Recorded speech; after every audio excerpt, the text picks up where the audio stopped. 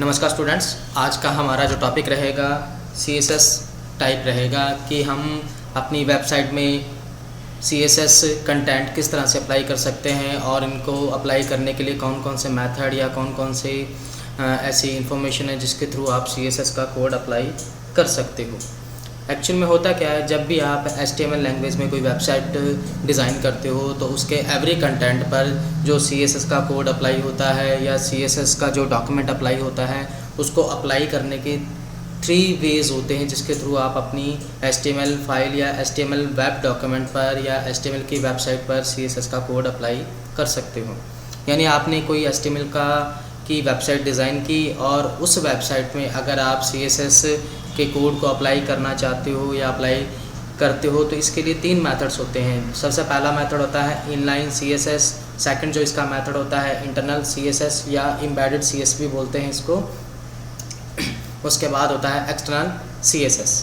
यानी जब भी CSS का कोड अप्लाई होगा जब किसी भी वेबसाइट पर जिसमें HTML के कंटेंट अप्लाई है, तब आप इन 3 मेथड्स का यूज़ करके अपनी CSS को या अपनी CSS प्रोग्रामिंग को HTML डॉक्यूमेंट पर अप्लाई कर सकते हो। तो इसमें सबसे पहला आता है इनलाइन CSS।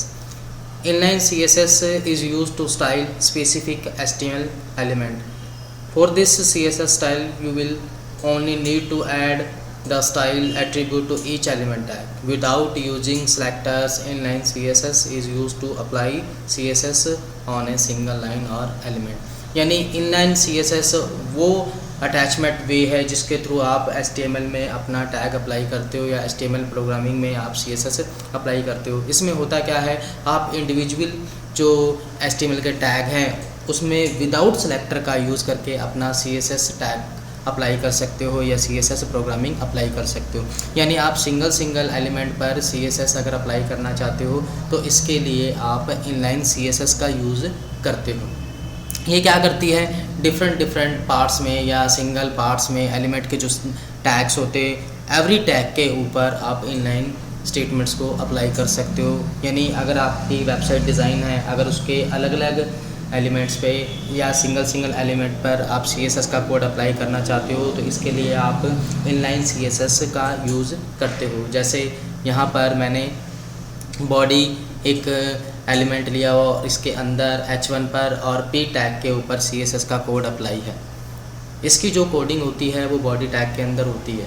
यानी इनलाइन स्टेटमेंट के अंदर जब भी कोड अप्लाई होगा तो वो बॉडी के अंदर होगा और बॉडी के अंदर जो भी टैग्स आप HTML के यूज़ करोगे उसके सिंगल एलिमेंट पर आप अप्लाई कर सकते हो। जैसे एक प्रोग्राम का एग्जांपल यहाँ शो है, उसके अंदर आपने HTML का कोड लिखा, बॉडी के अंदर CSS का जो स्टाइल कोड होता है उसमें बैकग्राउंड कलर आपने ब्लैक दिया और इसमें सबसे पहला H1 जो स्टाइल है, यानी H1 एक सिंगल एलिमेंट का टैग है। यानी अलग अलग HTML के एलिमेंट पर आपने अलग अलग CS का कोड अप्लाई किया है। जैसे H1 पे अप्लाई किया हुआ है और P टैग पे अप्लाई किया हुआ है। जब इस प्रोग्राम को आप रन करोगे .html के साथ या .css के साथ, तब इसके अलग अलग टैग में दोनों इफेक्ट दिखाई देंगे। जैसे H1 का जो कलर है वो वाइट आएगा और इसका जो पैडिंग स्पेस रहेगा वो 30 पिक्सल्स का रहेगा।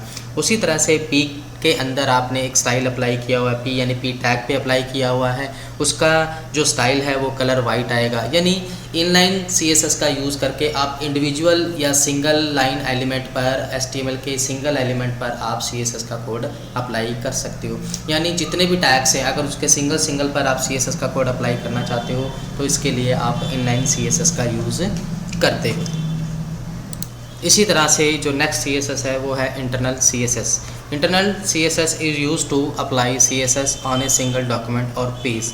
यानी ये क्या करती है, अगर आपको सिंगल डॉक्यूमेंट या पूरे पेज पर आपने CSS का कोड अप्लाई करना है या CSS का इफेक्ट अप्लाई करना है तो आप इंटरनल का यूज़ करते हो। It is written inside the style tag within head section. इसके अंदर CSS का जो कोड है यानी CSS का जो सिंटैक्स स्टाइल है उसको आप हेड सेक्शन पर अप्लाई करोगे।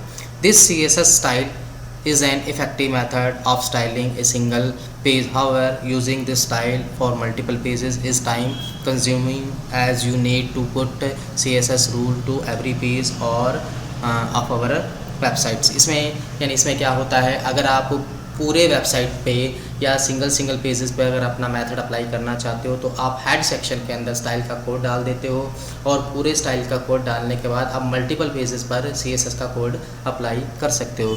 जैसे कि यहाँ पर हेड टैग के अंदर CSS का कोड किया हुआ है, हेड में आपने स्टाइल लिखा यानी CSS का कोड है वो स्टाइल से स्टार्ट हुआ हेड के अंदर और यहाँ पर स्टाइल के साथ क्लोज हुआ, यानी आपने क्या किया बॉडी H1 और यहाँ पर CSS का कोड अप्लाई कर रखा है।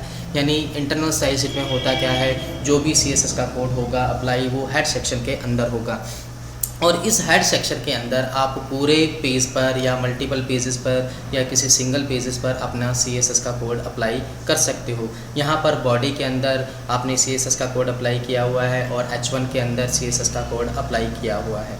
बॉडी और H1 दोनों का यूज़ आपने स्टाइल के अंदर किया हुआ है यानी हेड सेक्शन के अंदर किया हुआ है। जहाँ भी H1 यूज़ होगा वहाँ पर H1 में जो इफ़ेक्ट लगा है यानी H1 में जो CSS का इफ़ेक्ट लगा है वहाँ पर H1 का CSS इफ़ेक्ट शो होगा। उसी तरह से बॉडी के अंदर जो लगा है, बॉडी का जो बैकग्राउंड लगा है उसमें CSS का इफ़ेक्ट दिखाई देगा। यानी इस तरह की स्टाइल शीट का यूज़ एक सिंगल पेज के लिए या एक मल्टीपल पेजेस के लिए अप्लाई होता है। इस सेक्शन के अंदर जो कोडिंग होती है वो हेड सेक्शन के अंदर होती है, यानी CSS का जो सिंटैक्स कोड है जैसे कि स्टाइल सिंटैक्स का कोड होता है उसका जो कोड होता है वो हेड सेक्शन के अंदर लिखा।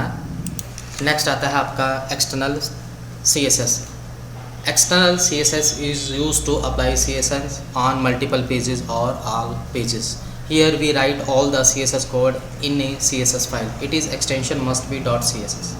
This CSS type is more effective method especially for styling a large website by adding one .css file. You can change your entire site at once. It use the link tag on every pages and the link tag should be put inside the head section.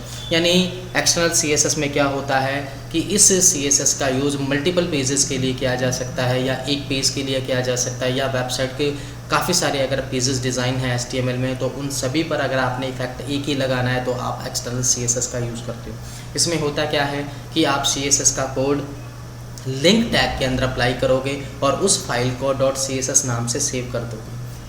अगर आपको किसी भी web page पर इस code को use करना है तो आप इसके हेड सेक्शन में इसकी CSS फाइल को कॉल कर लेते हो और जैसे उस फाइल को कॉल करते हो उस फाइल का इफ़ेक्ट उस सेक्शन पर अप्लाई हो जाता है। इसको अप्लाई करने के लिए आप सबसे पहले .css एक फ़ाइल क्रिएट करते हो जो किसी भी टेक्स्ट एडिटर या किसी भी स्टाइल रूल के साथ अप्लाई हो सकती है।